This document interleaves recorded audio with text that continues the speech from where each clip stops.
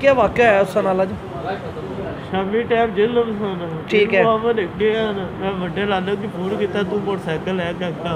ठीक है। एक सिस्टर भी आ रही थी मैं ठीक। तू मोटरसाइकिल लैके अग्गे आ उसकी लाग एक गए ना उठे तो वो उठू वापस हो गया मुकद्दस मैं गया है मोटरसाइकिल लैके ये मोटरसाइकिल लैके आया तो इसकी डक ने पुलिस वाले आने मैंने पुलिस मैं फोन किया आने मैंने पुलिस वाले डक लिया। ठीक है। आने गर्दा पासा गर्दा पासा? जी हाँ ठीक है। शराब पासा उसकी रिकॉर्डिंग मेरे को मौजूद है। ठीक है। फिर मैनू आना तू ना इधर आ मैं है नीकू ना वा मैं आ गया वा अपनी बीवी की लैके मैं आ गया जिन्हें ऊपर आया वा ये सी उत्थे मेरे इसने को अपनी बीवी की छोड़िया तो मैनू आना जा मकम्बर की बुला वो पुलिस वाले उत्थे से। ठीक है।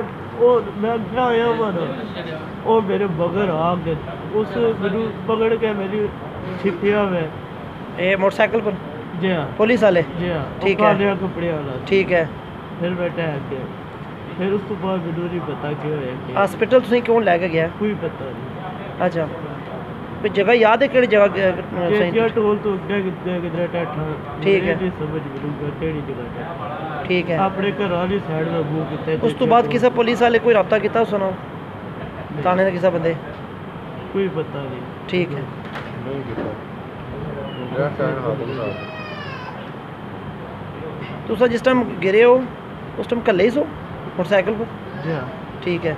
वाइफ तुसा नहीं किधर जे? वो उत्थे सी पुलिस वाले कोल अच्छा उन्हें बहाल लिया सी उत्थे। अच्छा भाई की भी इत्थों बिठाया इसने? जी हाँ बदतमीजी भी की दोवां नाल वाइफ इसने नाल भी था भाई इसने ठीक। अरे शराब पासा तक 400 पासा। ठीक है। पुलिस वाले किसी का नाम पता है? ना नहीं मुझे पता कितने दाढ़ी वाला सी बगैर आया अच्छा जेड़ा कालिया कपड़े वाला सी वो बगैर आया। ठीक है। नाम पता है किसी का? उसका ना नहीं मुझे पता। ठीक है। वो कालिया कपड़े वाला ये थाना अफजलपुर ने सर? जी हाँ ठीक है। अपनी जाति जानने तो है उन्होंने रिकॉर्डिंग बड़े भाई दी मेरे कोल है। ठीक है। पुलिस वाली पहले तो है ऐसी नहीं ठीक। उस टाइम मैं जानना तक्के जिस टाइम छुट्टे थे। ठीक।